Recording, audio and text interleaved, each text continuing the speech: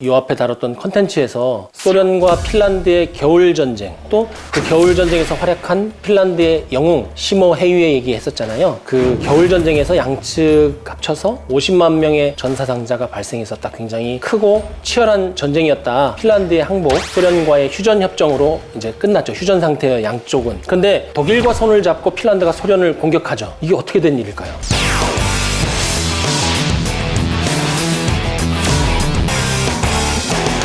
소련과 핀란드의 겨울전쟁, 그 이후 어떻게 됐을까요? 어쨌든지 간에 소련하고 휴전협정을 맺었죠. 엄청난 배상금을 물어주기로 하고 굉장히 중요하게 여겼던 전략적인 지역들을 소련에 할양하기로 하고 휴전협정을 일단 맺죠. 그리고 일시적인 평화가 찾아오는데 이 평화는 무엇이냐? 그냥 전쟁이 부재한 상태로서의 불완전한 평화가 이어져 가고 있었던 것이죠. 1940년 3월부터 이 시기 핀란드의 특징을 뭐라고 평가를 하냐면 북유럽의 광기가 보였다고 해요. 그 얘기는 뭐냐면 핀란드가 외교적인 활동을 하고 다시 전쟁을 할 수 있는 재군비 체제를 갖추는데 굉장히 광적인 모습을 보였다는 거죠. 그 광기의 핵심이 무엇이었는가를 우리가 이제 알아보려고 하는 거예요. 이 당시 핀란드가 굉장히 스탈린의 압제에 시달렸어요. 압박을 하는 거죠, 핀란드를. 그러니까 핀란드는 가능한 수단과 방법을 다 동원해서 자기들이 처한 상황을 변경시켜 보려고 하는 거예요. 그래서 선택한 것이 독일과의 협력이었고 소련에 대한 공격이었다. 여기까지는 우리가 알고 있죠. 그래서 독일이 소련을 공격하기로 아주 그 망조든 결정을 하죠. 그게 뭡니까? 바바로사 작전이잖아요. 바바로사 작전을 개시할 때 핀란드도 소련을 공격한 것으로 우리가 알고 있고 이것이 계속 전쟁이다. 이렇게 알고 있어요. 왜 계속 전쟁이냐? 그러면 이렇게 해석한 곳이 있어요. 1941년 6월 25일에 전쟁을 시작을 해서 1944년 9월 19일까지 이 계속 전쟁을 했으니까 계속 전쟁이다. 길다. 우리가 그렇게 해석을 하는데 어색하지 않아요? 계속 전쟁. 단어 자체도 이상하잖아요. 계속 전쟁. 그게 뭐야? 상황하고도 뭔가 안 맞는 게 있어요. 그래서 들어가 보면 컨티뉴에이션 워라고 했겠어요? 핀란드 사람들이? 핀란드어로 얘기를 했겠죠. 자기들의 전쟁을. 야뜨코 쇼타예요. 야뜨코 쇼타. 여기서 야뜨코는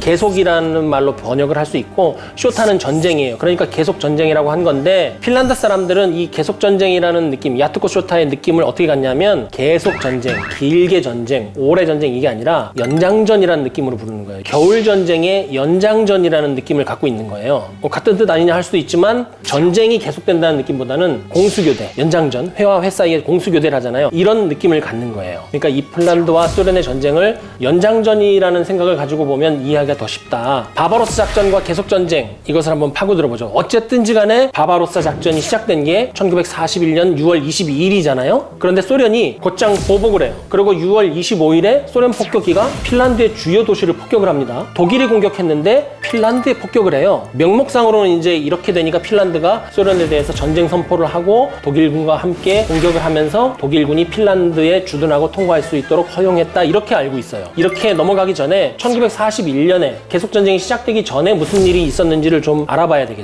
왜 독일과 함께 손을 잡기로 결정했을까? 독일과 손을 잡기까지 소련의 눈은 어떻게 속였을까? 핀란드 내에서의 의견은 어땠을까? 주변국의 반응 이런 것들은 또 어떻게 되었을까? 이것을 우리가 함께 알아보도록 하죠. 겨울전쟁 이후에 가장 핀란드 의사결정자들에게 영향을 미친 사건이 있다면 뭐가 있을까요? 바로 인접한 노르웨이의 패배입니다. 노르웨이에 독일군이 공격해서 들어갔고 그것이 이제 베저비붕 작전이라고 말씀을 드렸고 연합군이 노르웨이에서 철수를 하죠. 노르웨이에서 철수할 때 노르웨이가 계속 우리와 함께 싸우자 가지 마라 했는데 연합군이 전략적인 결정을 해서 철수를 합니다. 1940년 4월 8일부터 6월까지 독일이 노르웨이를 침공했었던 진짜 이유는 뭐였다고요? 소련을 침공하기 위한 길을 닦아놓는 측면이 컸다 이렇게 말씀을 드렸고 핀란드하고 노르웨이하고 딱 붙어 있는데 지금 독일 치하가 된 거잖아요. 그러니까 핀란드 입장에서는 독일이 턱 밑에 와 있어. 내 옆구리에 소련이 있어. 굉장히 위험천만한 상황인 거죠. 위기 중에 위기입니다. 그러면 예상이 되잖아요. 아, 독일이 핀란드에 곧 손을 내밀겠구나. 마침 핀란드도 양쪽에 적이 있으니까 어느 한쪽에 손을 내밀긴 내밀어야 될 상황이에요. 그래서 독일에 접선을 합니다. 이때 핀란드가 어떤 생각을 했냐면 대략적으로 말하자면 독일과 손을 잡으면 독일을 이용한다면 소련에 맞설 수 있겠다 이런 생각을 했어요. 그리고 이전보다 훨씬 유리한 상황이 주어질 것이다 이렇게 판단도 했고요. 다만 마음에 걸리는 것이 있다면 이것이었겠죠. 서유럽의 다른 우방국들과의 관계가 어떻게 될 것이냐. 독일하고 서유럽하고 지금 싸우고 있는데 내가 소련을 물리치고자 독일하고 손을 잡아도 될 것이냐 하는 고민이 있었 있었겠죠. 더군다나 서유럽과 핀란드는 수천 년의 역사를 함께 공유해왔던 그런 나라들이잖아요. 그런 나라들을 저버리고 독일과 손을 잡는다. 이것에 대해서 굉장히 심각한 고민을 했을 거예요. 하지만 핀란드가 처한 상황이 찬밥, 더운 밥, 가릴 처지가 아니었던 거죠.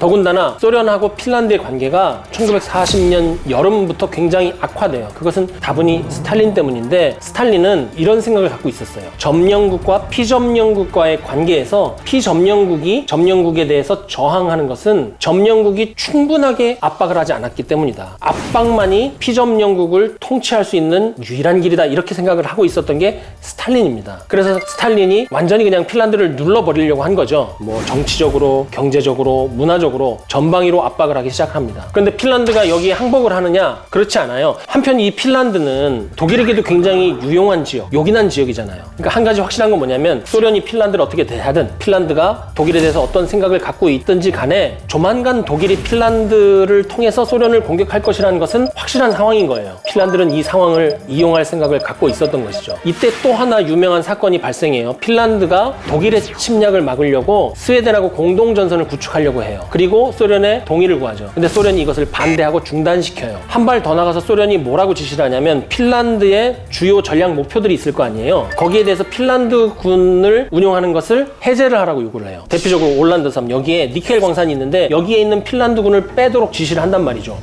이해가 안 가는 상황인 거예요. 무조건 독일군이 공격할 만한 곳인데 거기에 군대를 보내겠다고 하는데 소련군은 아니야, 군대 빼, 하지마, 이렇게 얘기를 한단 말이죠. 그러니까 여기에 대해서 뭔가 핀란드가 굉장한 의구심을 갖고 있는 거죠. 아마도 소련은 독일이 핀란드를 공격하기를 바랬던 것 같아요. 그것을 근거로 해서 소련군이 아예 들어와서 핀란드를 먹어버리려고.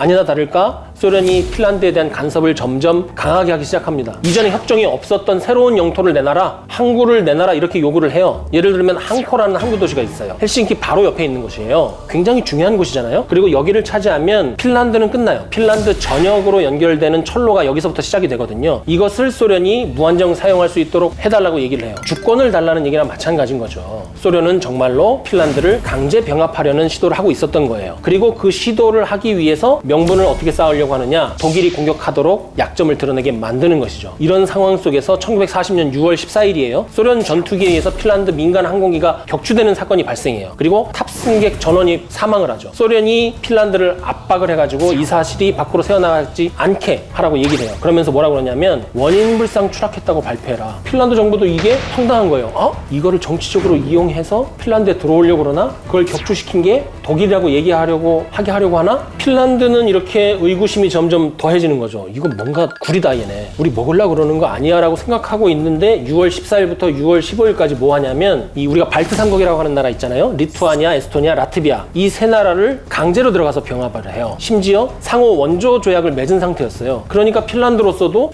우리한테도 저러는 거 아니야 라고 생각을 하게 되는 거죠. 그래서 이거를 핀란드만 느꼈느냐? 그렇지 않아요. 모두가 그러한 스탈린의 의도를 읽고 있었어요.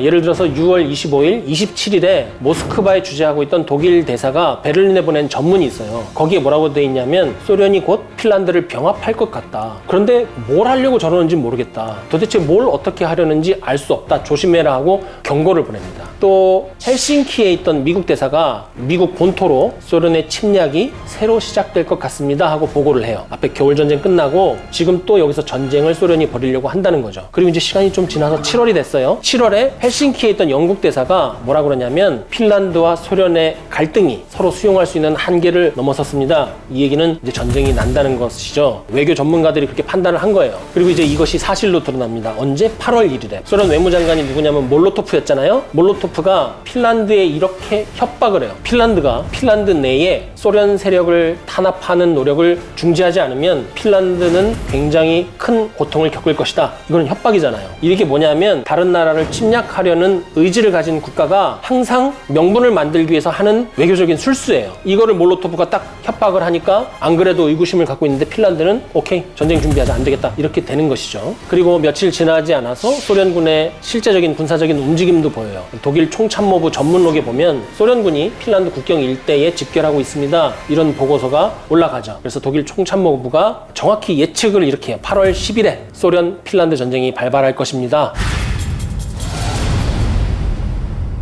이런 상황에서 핀란드는 어떻게 했겠어요? 먼저 아까 말한 것처럼 독일에 이제 손을 내미는 거죠. 독일을 지렛대로 사용하려고 하는 거죠. 왜? 영국군, 프랑스군 다 빠져나갔잖아요. 도와줄 마음이 이미 걔들은 없어 보이잖아. 그래서 독일의 줄을 대려고 노력을 합니다. 그런데 독일이 8월 중순까지 이걸 완전히 무시해. 여보세요 하고 이렇게 문을 두드리는데 못 들은 척하는 거죠. 이렇게 계속. 핀란드로서는 왜 이래? 이러고 있는 거죠. 독일이 그런데 갑자기 태도를 언제 바꾸냐면 소련이 핀란드를 침공할 준비를 다 마치니까 태도를 완전히 바꿔요. 히틀러가 가장 먼저 태도를 바꾸겠죠. 그 옆에서 히틀러를 보좌하던 프란츠 할더의 일기에 이렇게 나와요. 히틀러가 핀란드를 이용하기로 마음먹었다. 소련이 공격을 할 준비가 완전히 되니까 그 앞에까지는 반응하지 않다가 왜 그랬을까요? 왜 이제 와서 그럴까요? 그게 히틀러의 장점이자 약점인 거예요. 협상력을 최대한 높이기 위해서 소련이 공격할 준비를 막 하고 있는 초기에 독일이 손을 내밀면 어차피 서로 빚을 주고 받는 거잖아요. 그런데 임박해서 핀란드가 정말 고립무원의 처지에 있을 때 독일이 도와준다고 하면 더 많은 것을 받아낼 수 있잖아요. 그러니까는 질질 끈 거예요. 핀란드를 애가 닳게 만드는 거죠. 그래서 핀란드에 대해서 무기 수출을 먼저 허가합니다.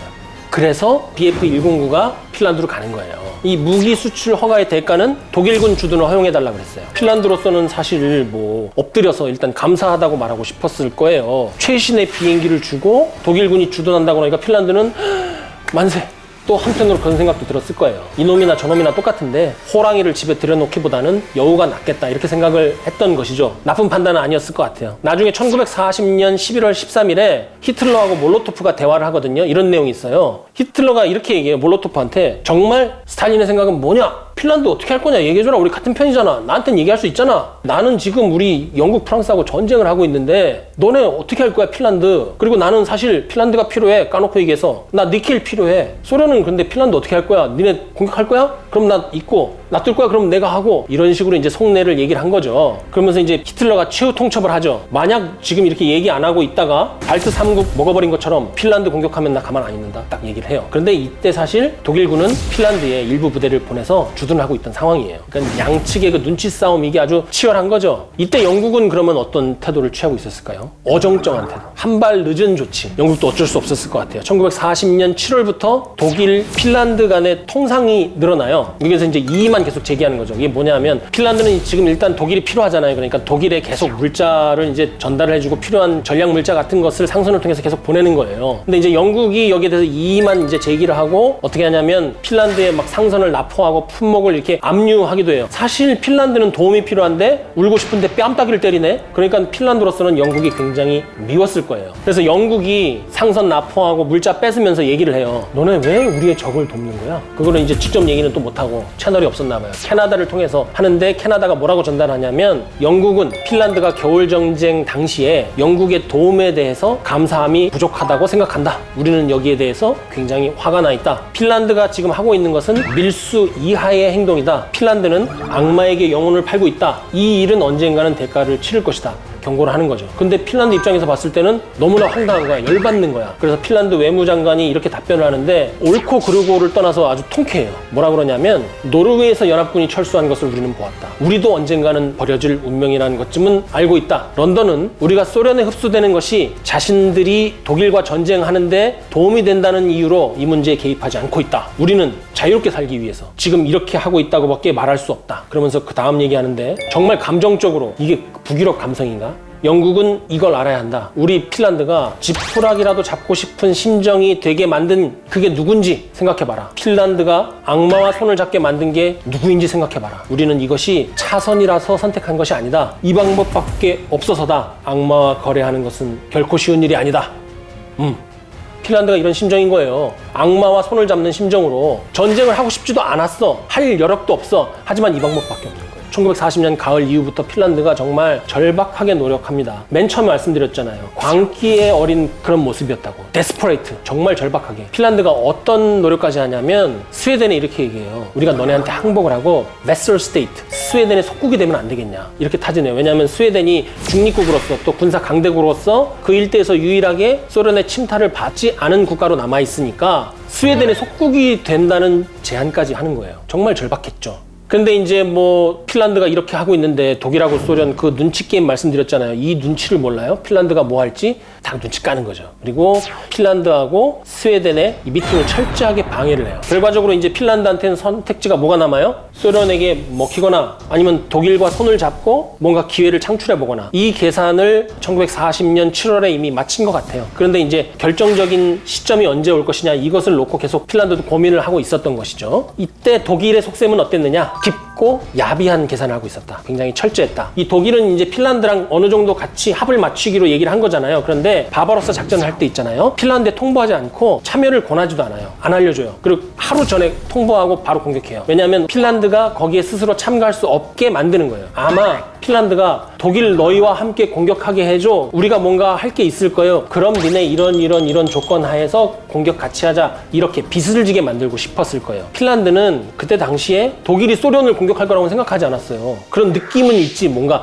심상치 않다. 근데 그 문득 그 불안과 공포가 몰려오지만 아닐 거야. 이러고 이제 있는데 공격하는 거잖아요. 최악의 상황인 거죠. 핀란드는 준비도 안 됐는데 독일이 그래버리면 같이 공격을 해야 되잖아요. 독일은 소련 공격에 핀란드가 어쩔 수 없이 연루되게 만들고 주도권을 가지려면 이렇게 해야 되는 것이죠. 그런데 그냥 안 해요. 독일이 1941년 6월 22일에 소련을 공격하면서 발표를 해요. 히틀러가 독일은 핀란드의 영토를 보호할 것이며 핀란드군과 함께 행동한다, 이렇게 발표를 해버려요. 얘기도 안 하고 한 번 협의도 안 하고. 핀란드가 정말 당황해요. 즉각 핀란드가 우리는 전쟁을 선포하지 않았습니다라고 발표를 해요. 정말 얼마나 당황했는지 알 수 있죠. 심지어는 23일에 다음 날에 런던에 연락을 해요. 요 앞에 런던에 막 얘기했잖아요. 누구 잘못인지 생각해봐. 우리가 오죽하면 이러겠어? 악마 손을 잡은 건 니네 때문이야 해놓고 자존심 상하지만 핀란드는 공격을 시작하지 않았어요. 그런데 소련은 기다렸다는 듯이 핀란드를 폭격을 해요. 핀란드의 주요 도시를 가만히 두지 않을 것이라고 통첩까지 하고, 소련도 이걸 노린 거예요. 핀란드가 여기 개입되면 핀란드 공격하고 바로 먹어버리려고.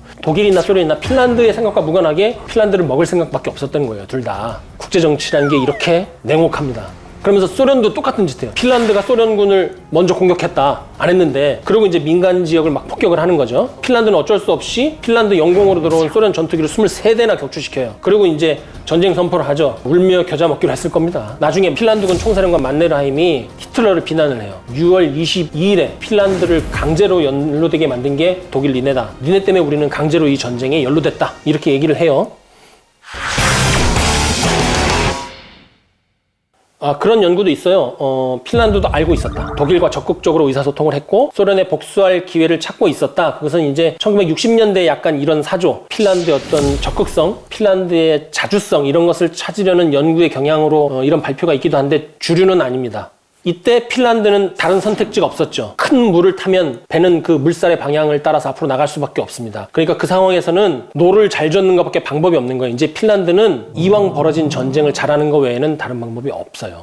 자, 이쯤에서 말씀드립니다. 핀란드가 이 전쟁을 야트코 쇼타라고 부른 이유는 이 전쟁을 2차 세계대전의 일부로 보고 싶지 않았기 때문이에요. 2차 세계대전의 일부로 보는 순간 뭐가 돼요? 독일하고 같은 편이 되잖아요. 핀란드는 이 얘기를 하고 싶은 거예요. 독일과 같은 편이 될 수밖에 없었던 것은 소련, 스탈린의 독재와 공산주의에 대해서 핀란드의 주권과 민주주의를 지키기 위해서 그렇게 한 것이지, 유럽을 침략하고 유태인을 학살한 독일의 나치즘, 파시즘과 같은 편이 아니다. 우리는 자유와 민주주의를 지키기 위해서 그렇게 한 것이다. 이렇게 얘기를 한 거예요. 실제로 핀란드를 지금도 축국으로 안 부르고 뭐라고 하냐면 코벨리저런트, 공동 참전국 이렇게 부르잖아요. 핀란드에서 주로 그렇게 부릅니다만, 그러니까 핀란드는 우리는 이탈리아나 일본과 다르다. 이렇게 얘기를 하고 싶은 거예요.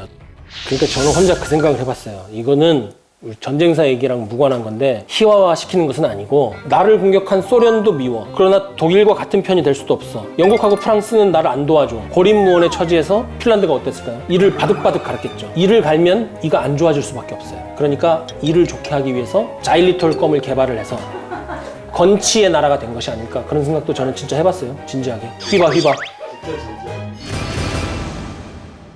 오늘의 제목은 읍참 메르스 엘 케비르. 왜 처칠은 프랑스 해군 공격 명령을 내릴 수밖에 없었는가? 프랑스 국민들도 멘붕.